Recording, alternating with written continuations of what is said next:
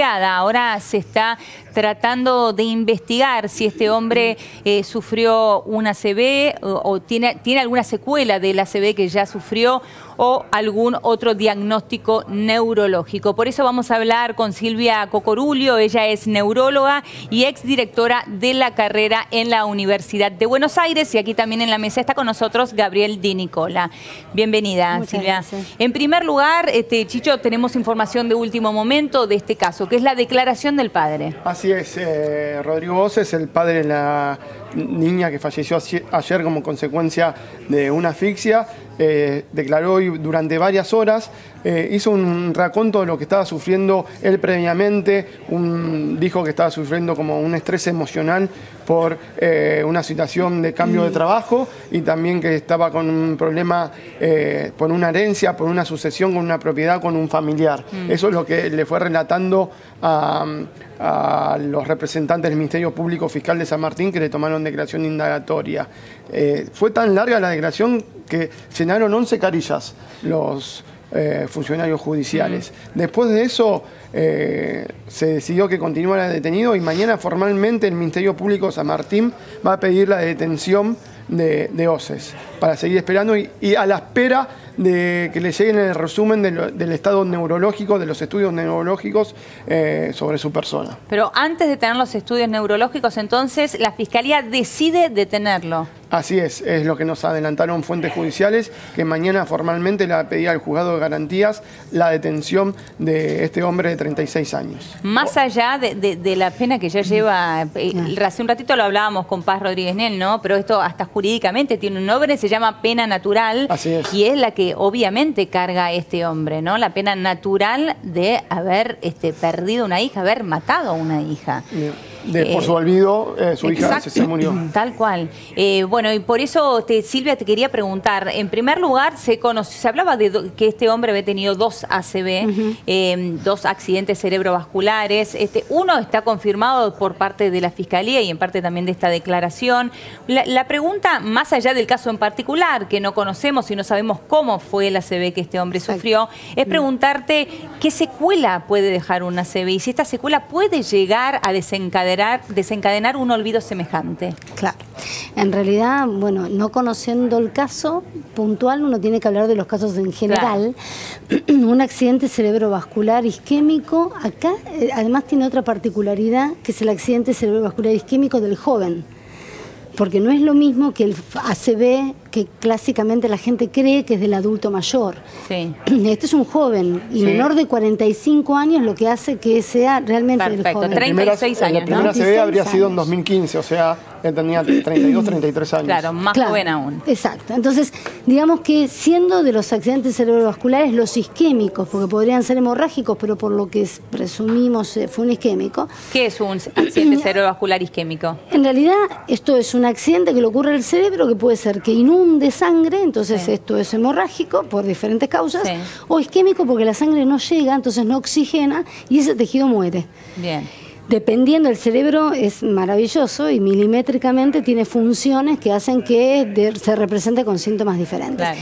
Y lo importante para la gente es que sepa que ningún síntoma se minimiza, que todo se consulta. Claro, eso es clave. Eso lo que es clave. Diciendo. En realidad, la gente debe saber que si tiene una dificultad con la vista, con la manera de hablar, la forma de entender, la forma de comprender palabras sencillas. Si esto fue un segundito, no importa porque fue no, es muy importante. Claro. Y a veces hasta es más importante cuando es corto. Porque la gente dice, no, en realidad es un montón que me vengo olvidando de las cosas.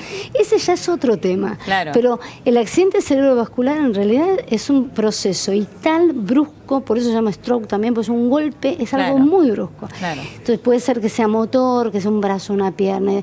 Y hay que, inmediatamente hay que ir, porque no todo evento neurológico es un accidente cerebrovascular. Claro. Puede ser un tumor, puede ser una enfermedad de mielina, pueden ser otro montón de cosas. O sea, primera recomendación, estar atento a cualquier síntoma que uno tenga, ¿no? Al menor síntoma. No desmerecer ninguno. Y es más, cuanto menos dura, la gente le da menos importancia. Claro. No, porque un ratito fue que la mano se me cayó, estaba lavándome los dientes, se me cayó el cepillo de dientes, fue un segundito y ya está. Eso en realidad hay que salir corriendo, hay que preguntar, porque lo más... Claro, y además nosotros trabajamos con lo que llamamos ventana terapéutica, que es un tiempo muy cortito, de muy pocas horas, desde el evento hasta que podemos resolver totalmente el síntoma. Bien. Y eso es fantástico. Sí, claro, es muy importante. Es un momento muy importante. Ahora, puntualmente, un ACV, que es lo que tuvo este hombre a los 32 años aproximadamente, ¿puede dejar una secuela tal que se genere semejante olvido? A ver, si un paciente tiene olvidos, la familia, por empezar, sabe que ese paciente tiene olvidos. Sí. Un olvido un olvido que fue momentáneo, quizá uno puede hablar de diferentes circunstancias, no voy a hablar de este caso en particular, pero hay diferentes circunstancias. Hay una bolsa de gatos para los neurólogos que es lo que llamamos AGT, es amnesia global transitoria. Sí. A la amnesia global transitoria le entran muchísimas patologías. Las convulsiones, la epilepsia, el accidente cerebrovascular, diferentes trastornos metabólicos, infecciosos, donde la gente tiene, por un tiempo, un proceso donde olvida, se confunde o tiene algún otro síntoma que a veces, como es un síndrome que se le suman muchas cosas, puede tener muchas cuestiones. Ese es un tema que quizá... En general, cuando alguien tiene algo brusco, uno debe investigar. Bien. En un paciente que tiene un accidente cerebrovascular isquémico y hace un deterioro, habitualmente es una demencia. Cuando lo hace en forma... O sea que esto sería algo habitual, que la familia tendría que estar enterada, por lo menos. Si hubiese sido así, en otros casos uno ve eso. Ahora, hay casos en el joven... Perdón, pero hay casos en el joven que uno ve que una de las causas de isquémica, de ACV isquémico más frecuente es el embólico. O sea, y el embólico, o sea, son émbolos que van a la cabeza y no es que va 1 o 2.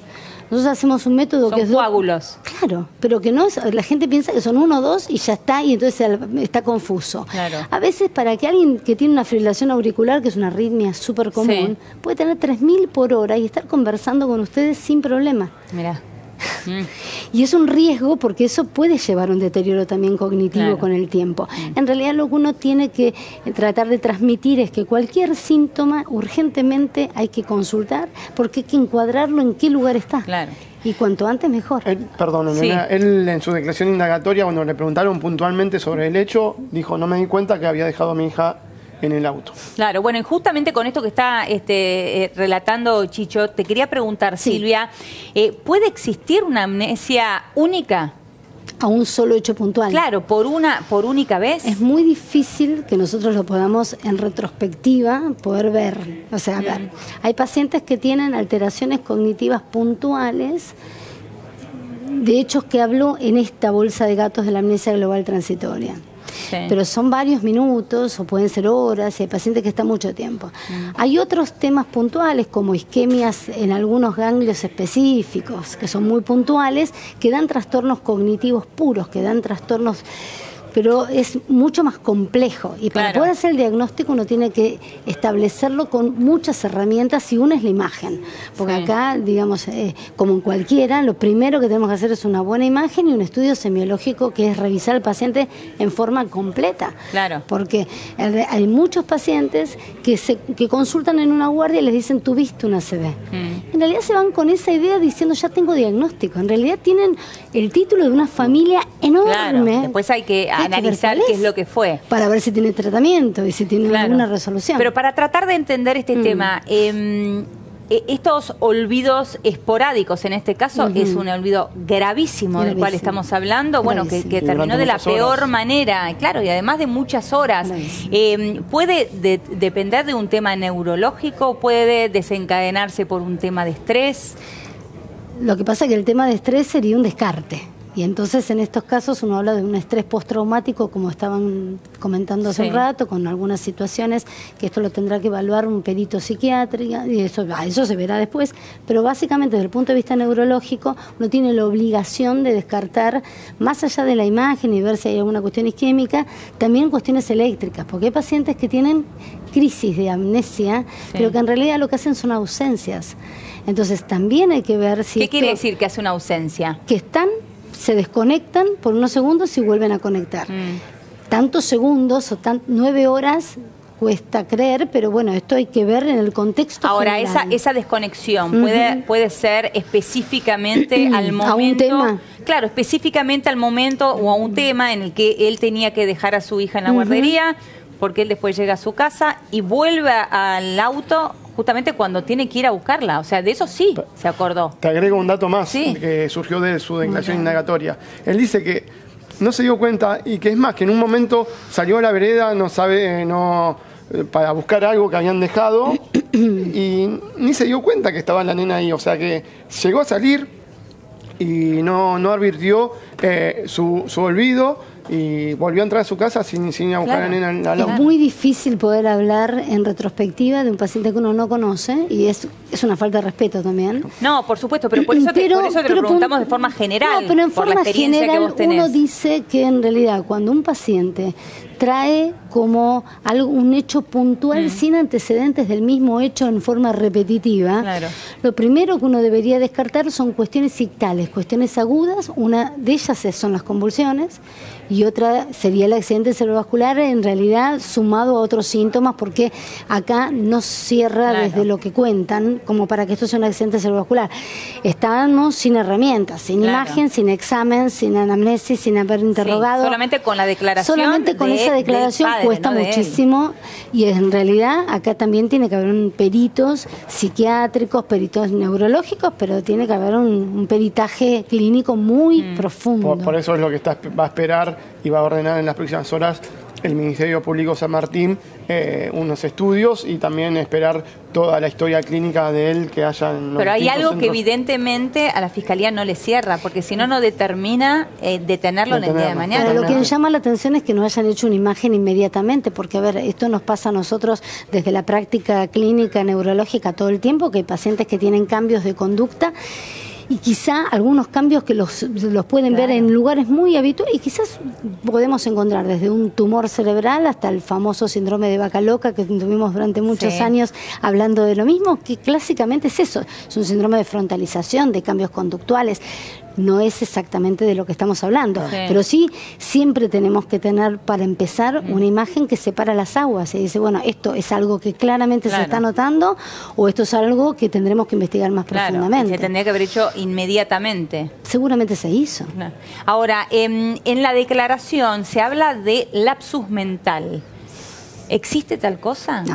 No, eso por lo menos desde el punto de vista clínico neurológico no es un término nuestro, no, puede ser un término legal, pero no un término médico, no. Claro, no, lo que la Fiscalía quiere averiguar a través de los peritajes. Con ese título que puede haber adentro. Que puede haber adentro. Claro. Puede ser que tuvo una amnesia temporal o si tuvo algún... Quizá con un nombre no médico, que sea con un nombre más de peritaje legal. Dice, bueno, en este título vamos a poner... A ver qué hay, a ver de qué se trata. Qué posibilidades hay. Bueno, y quienes hablaron fueron sus vecinos, que estaban realmente muy, pero muy conmovidos y choqueados con el tema. Vamos a escuchar la palabra de una de sus vecinas.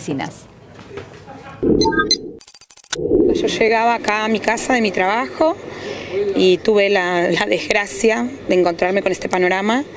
Le pregunté, como cada vez que lo veía a Rodrigo o a la esposa, o la veía a la gordita ahí asomada en la reja, que me acercaba a saludar, le pregunté, ¿y la gorda? Dice, la voy a buscar al jardín. Sube al auto, abre el auto y empieza los gritos, una situación desesperante, de desesperación, de tirarse al piso, de gritar, díganme que es una pesadilla, díganme que esto no es cierto. Imagínate que yo ni sabía de qué estaba hablando, tuve que dar la vuelta para ver, pensé que era la perra, que también la conozco, había una perra, hasta ayer estaba la perrita ahí. Cuando me asomo por el asiento trasero atrás de él, del conductor, veo la beba, ya estaba violeta, la beba ya no tenía vida. Una película de terror, así lo definí. Una película de terror, algo sumamente triste, sumamente angustiante. Estuviste en la comisaría ayer, ¿no? Pudiste hablar con el papá de Rodrigo. ¿Qué te llegó a contar a propósito de este comentario vinculado a un problema de salud previo de él? Me hizo el comentario que hace no sé cuánto, la verdad que no recuerdo el tiempo, tuvo un ACV, un pequeño ACV, él se refirió a un pequeño ACV, no sé qué tipo de ACVs hay, y que hace un par de meses, si no estoy mal, volvió a tener un episodio, él juega al rugby, parece que lo tuvieron que ir a buscar porque como que se descompensó. ¿Y creen que esto podría estar vinculado con el supuesto olvido de ayer? Yo creo que totalmente algo debe tener que ver. Si no, uno no se puede, para mí, siendo mamá de 2 hijos, uno no se puede olvidar un hijo 10 horas en un auto, ni en un auto ni en ningún lado. Bueno, allí escuchábamos la declaración de esta vecina que no le encuentra explicación, como nos pasa a todos nosotros. Ella daba un dato más allí, Silvia. Decía que él es jugador de rugby, juega al rugby. Que sea deportista, ¿es algún indicador? ¿Puede dar algún indicador? No.